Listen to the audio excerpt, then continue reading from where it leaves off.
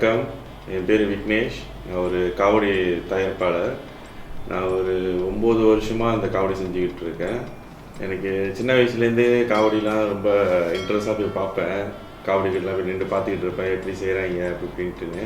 ஒரு அண்ணன்கிட்ட போய் ஹெல்ப் கேட்டேன், ஸ்ரீராம் அவங்க பேர். அவங்ககிட்ட போய் ஹெல்ப் கேட்டேன், இந்த மாதிரிண்ணே காவடி செய்யணுன்னா நீங்கள் ஹெல்ப் பண்ணுங்கண்ணே, 2 பேர் சேர்ந்து செய்யலாம் அப்படின்னு. அப்புறம் அந்த அண்ணன் தான் எனக்கு சொல்லி கொடுத்தாங்க எப்படி காவடிலாம் செய்யணும், எப்படி இது பண்ணணுன்ட்டுன்னு.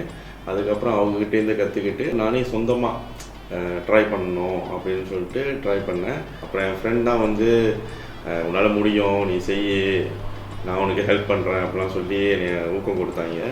அதுக்கப்புறம் அவங்க மூலிமா தான் நான் இந்த அளவுக்கு காவடிலாம் செஞ்சு இப்போ வந்துக்கிட்டு இருக்கேன். எனக்கு ரொம்ப நான் எஃபர்ட் போட்டு எனக்குன்னு ஒரு அடையாளம் இருக்கணும், ஒரு பேர் வரணும் அப்படின்னு சொல்லி நான் எஃபர்ட் போட்டு செஞ்ச ஒரு காவடினா 2019 ஒரு மயில் காவடி செஞ்சேன் ரைட்டிங்கோட.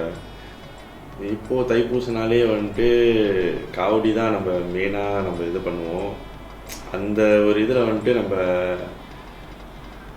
இந்த பெஸ்ட்டாக கொடுக்கணும் அப்படின்னு சொல்லிட்டு வருஷமும் நாங்கள் ஒரு க்ரியேட்டிவாக ஒரு வித்தியாசமாக அந்த மாதிரி நாங்கள் ஒன்று வெளியே கொண்டு வரணும்.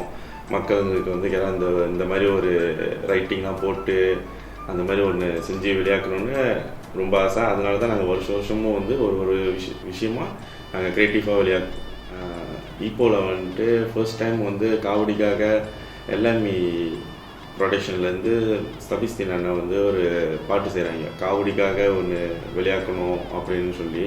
ஏன்னா முன்ன உள்ளவங்களாம் காவடி செஞ்சவங்க அந்த அண்ணனுங்களாம் இப்போது யாரும் இல்லை. அதனால் யாருக்கும் தெரிய மாட்டேங்குது யார் யார் செஞ்சாங்க அப்படின்னு.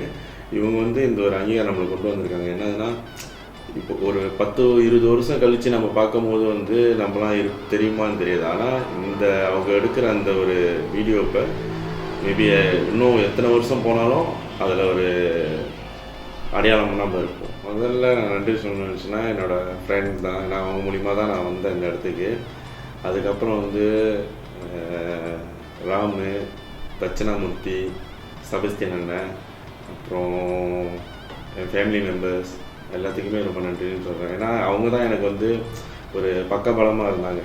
எனக்கு ஹெல்ப் பண்ணுறதா இருந்தாலும் சரி, எந்த விஷயமா இருந்தாலும் நான் போய் கேட்டோன்னே இது செய்யலாமா, இது பண்ணலாமா அப்படின்னு கேட்டோன்னே அவங்க தான் முதல்ல என்கிட்ட சொல்லுவாங்க, செய், உன்னால் முடியும், நீ செய் அப்படின்னு சொல்லி அவங்க எனக்கு அந்த ஊக்கம் கொடுத்தனால தான் இன்றைக்கி என்னால் இந்த மாதிரிலாம் இந்த இதில் என்னால் ஃபுல்ஃபில் காட்ட முடியும்.